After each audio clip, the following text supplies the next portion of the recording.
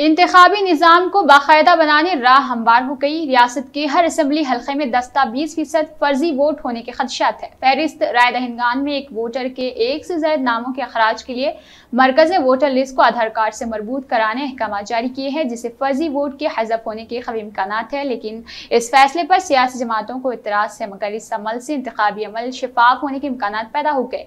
तालीम, रोजगार और दूसरी सरगर्मियों के लिए एक मुकाम से दूसरे मुकाम, बिलखुसूस शहरी इलाकों को हिजरत करना आम बात है।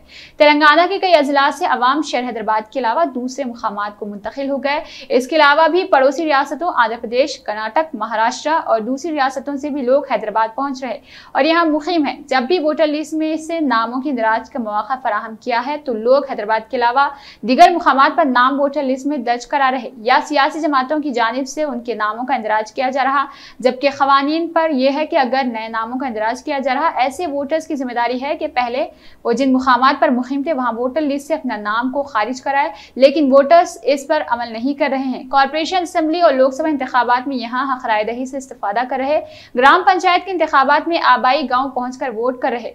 बोगस राय दही को रोकने 1993 में TN सेशन जब चीफ इलेक्शन कमिश्नर थे, उन्होंने वोटर लिस्ट में राय दहिंदों की तस्वीर को यकीनी बनाया था। लेकिन सियासी जमातों ने बोगस राय दही के लिए दूसरे मुकामात के शहरियों के साथ शहर के पते पर बोगस वोटर शिनाख्ती कार्ड बना लिया और पहले पोलिंग बूथ पर कब्जा करते हुए सिर्फ आधे घंटे में तमाम वोट डाल दिया जाता था। जो उम्मीदवार या जमात ताकतवर होती थी वो इसमें कामयाब हो जाती थी। इसको रोकने के लिए इलेक्ट्रॉनिक वोटिंग मशीन मुतारिफ कराई गई है।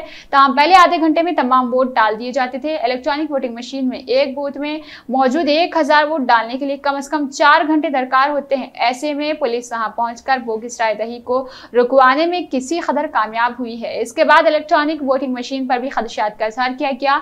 कई राय दहिंदों और सियासी जमातों ने इलेक्ट्रॉनिक वोटिंग मशीनों से छेड़छाड़ होने, एक उम्मीदवार को वोट देने पर दूसरे उम्मीदवार के हक में वोट जाने की शिकायत की, जिसके बाद EVM के साथ VVPAT जोड़ा गया, जिससे राय दहिंदों को वोट देने के बाद पता चल जाता था कि इसका वोट किसके हक में गया है। फिर भी फहरिस्त राय दहिंदगान में एक राय दहिंदे के एक से ज्यादा नामों की मौजूदगी का जायजा लेने के बाद उन्हें फहरिस्त राय दहिंदगान से खारिज करने और इंतखाबी निज़ाम को बाकायदा बनाने के लिए वोटर लिस्ट को आधार कार्ड से जोड़ने का फैसला किया गया है।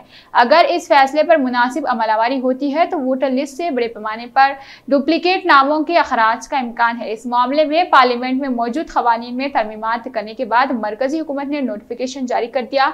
अहकामात वसूल होते ही रियासती इलेक्शन कमीशनों की जानिब से इस पर अमलावरी की जाएगी।